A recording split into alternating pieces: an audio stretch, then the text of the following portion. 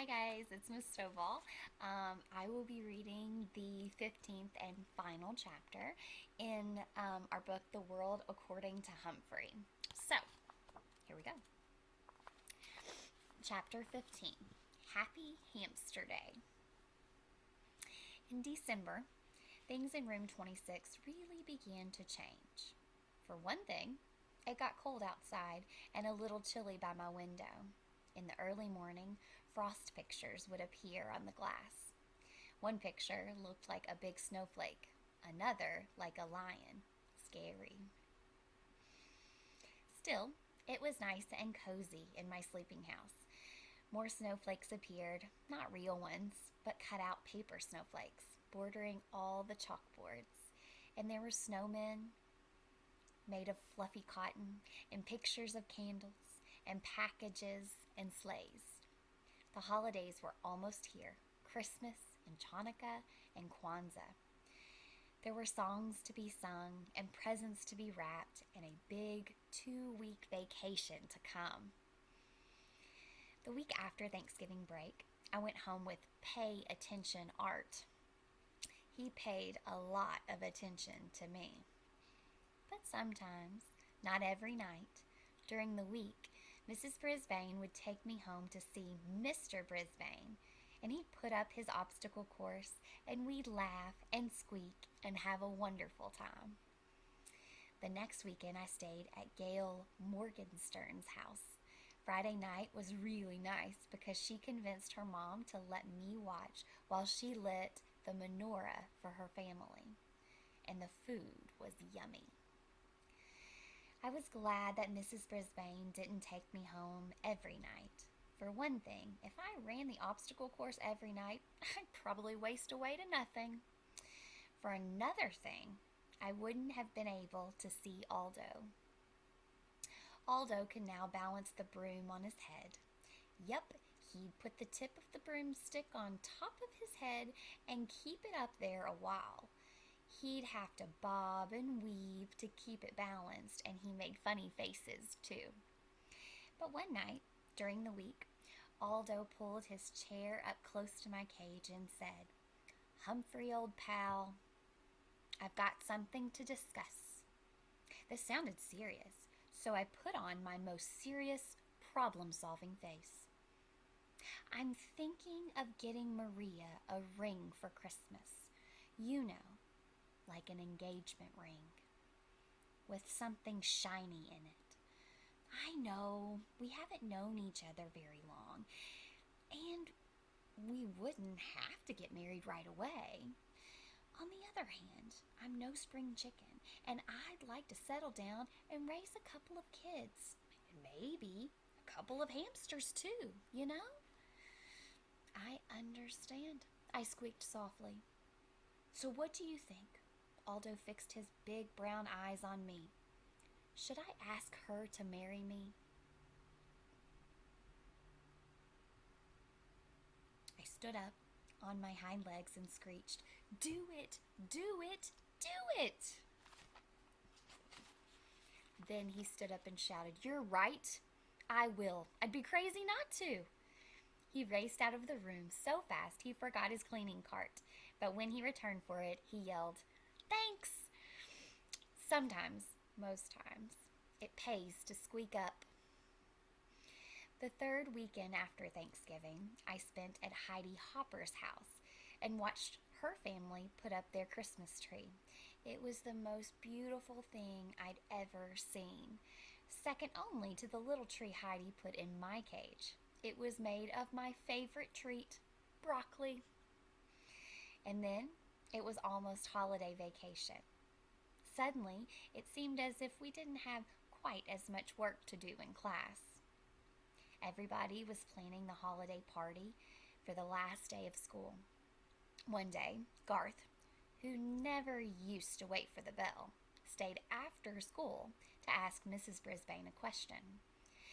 "May I please bring Humphrey home with me over the holidays?" he asked. Mrs. Brisbane looked as surprised as I was. "Well, Garth, I thought that was a problem." Garth smiled broadly. My mom is much better now, and Dad says it's okay to bring Humphrey home. Mrs. Brisbane smiled back. That is wonderful news, but I think 2 weeks might be a little much. How about the first weekend in January? Garth nodded, but he looked disappointed. Tell you what, why don't you have your parents bring you by our house to see Humphrey over the holidays? You can watch him run his obstacle course. Garth didn't look disappointed anymore. On the last day of school, everybody was very dressed up. I had on my fur coat, as usual. Mrs. Brisbane wore a red and green striped sweater and a green skirt. She also wore a Santa Claus hat. This was an entirely new Mrs. Brisbane, the dressing up Mrs. Brisbane. Class, I have an important announcement.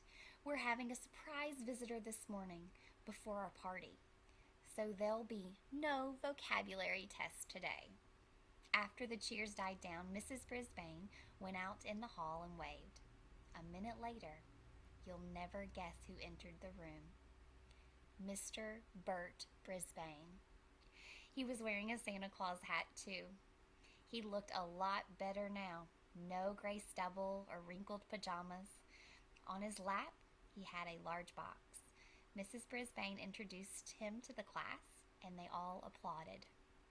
Then he told them that his surprise was actually for me. First, he pulled out something like my cage, only bigger. This is my gift to Humphrey. This extension attaches to his cage and makes it bigger. Now, you're all going to help me build Humphrey his holiday present, his very own playground. The kids squealed and giggled and clapped, and I couldn't hold back a big squeal of my own. I could keep my homey cage with its lock that doesn't lock, but I'd also have my own park to play in. Mr. Brisbane gathered my classmates around the big table and explained his plans. Mrs. Brisbane unloaded the pieces. First, there was a seesaw, then a tree branch to swing from, a big jungle gym, and 2 ladders, one to climb, and one to walk across like a bridge. My. Saya held me while the other kids worked on my cage. She patted me gently and murmured comforting words. Meanwhile, Mr. Brisbane patiently instructed the children as they arranged the pieces. He even made sure everyone got a turn. Then Mr. Morales dropped by to see how things were going. He was wearing a tie that had little Christmas lights that really lit up. He and Mrs. Brisbane stood behind the children, watching as my playground took shape. Looks like Bert should be a teacher, too, the principal told Mrs. Brisbane. He already is, I heard Mrs. Brisbane respond. He just started teaching arts and crafts to seniors and kids at the community center. So he's made a new start, said the principal, thanks to Humphrey. I believe those words were the best present I could ever have. Guess what I got my kids for Christmas? The principal asked. A hamster. Maybe it's a present for me as well. I think my papa will enjoy it too. When Saya put me back in the cage, everyone watched as I raced to my new playground, climbed the jungle gym, made a leap to the tree branch, and jumped over to the seesaw. Now I could have recess anytime I wanted. Whoopee! Just then, the room mothers arrived with cupcakes and juice. While they passed the food out, Saya and Miranda slipped quietly out of the room. A little while later, Mrs. Brisbane announced that she had another surprise, gifts for the class. The door opened, and in came Miranda and Saya wearing red dresses trimmed in white fur. Not real fur, like mine, and white fur hats. They each had a basket filled with small presents, and they danced around the room singing a song about the wonders of winter while they passed the gifts out. When the kids opened their packages, they each found a keychain with a small furry toy hamster attached. The hamsters came in all colors: red, green, purple, gold, silver. Nice. The room mothers presented Mrs. Brisbane with a gift, a pair of red earrings, which she put on right away. I already thought it was a perfect day, but it wasn't really quite perfect until Mr. Morales peeked out into the hall and announced that he had a big surprise. I wasn't sure we could stand many more surprises. And then she walked in, the biggest surprise I could imagine. Miss Mac was back. She was wearing a long flowered skirt and a bright red blouse, and she had a butterfly in her hair. Not a real one, of course. She also had a huge canvas bag with her. "Remember me?" she asked with a huge smile. My classmates were thrilled, and they all rushed to her side. I was so surprised. I was positively squeakless. Mrs. Brisbane made everyone sit down again and asked Miss Mac, of course she insisted on calling her Miss McNamara, about her travels. Miss Mac told us about the rainforest and teaching in a school in Brazil. Then she opened her big bag and took out a stack of holiday cards. Her Brazilian students had made a card for each child in room 26. While my classmates were sharing their cards with one another, Miss Mac came over to see me at last. "Well, I can see by your cage that you've done very well for yourself," she said with a smile. "And here I thought you'd be pining away for me." "I have," I squeaked. She reached into her big bag. "And I have a present for you, but don't tell anybody."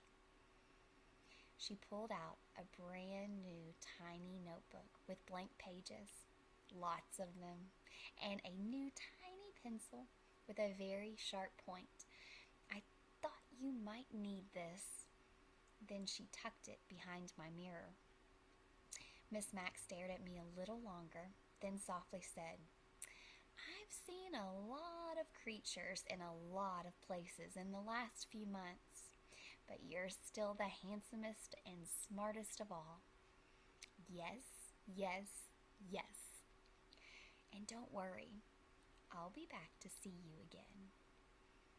She was still the same wonderful Miss Mac. I'd follow her to the ends of the earth, I thought, or at least to Brazil. But then it hit me. As much as I love her and she loves me, Miss Mac doesn't need me. Not as much as the Brisbanes and my classmates and their families do. Maybe that's what Miss Mac was thinking when she left me in room 26. This is where I belong. All too soon, the bell rang. School was over for the day. School was over for the rest of the year. My head was reeling from all the surprises and excitement as we headed out to the car. In the parking lot, Aldo raced over to greet us and wish us happy holidays. He had come to pick Richie up. "I hope you have a very happy holiday too," Mrs. Brisbane told Aldo. Aldo grinned until his huge mustache shook like Santa's tummy. "I'm sure I will. You see, I just got engaged. I'm going to get married." "Yahoo!" I squeaked with delight. Aldo leaned toward me. "Thanks, my friend." That night at the Brisbane's house, there was one more surprise. The doorbell rang, and a very tall and good-looking young man appeared. He was wearing a Santa Claus hat, but he wasn't Santa. He was Jason, the Brisbane's son. He'd come all the way from Tokyo to surprise his parents. They were so happy to see him, they both cried just a little. I almost cried too. Soon, the house was filled with friends and neighbors, and Mrs. Brisbane played the piano while everyone sang carols and drank hot cider. I nibbled on raw apple and squeaked along. Later that night, when the house was quiet, I thought about all I'd done in the months since I'd left Petarama. I didn't know anything about the world then, but I've sure learned a lot. I can read and write, and I know all the state capitals. Just ask me one. I learned you should never, ever turn your back on a dog, and that it's a good idea to turn off the TV once in a while. I found out kids have problems, and so do teachers and principals. Sometimes all people need is a little encouragement. Most of all, I learned that one small hamster really can make a difference. I decided to write down some of the things I've learned from my adventures, but there was just one more line left in my first notebook. So I thought, and then I scribbled down exactly what I was feeling deep in my hamster heart. Joy, joy, joy to the whole wide world. And that includes you, Humphrey. That's the end. If you liked this book, there are more books in the Humphrey series, so check them out at your local library. Thanks for reading with us, guys.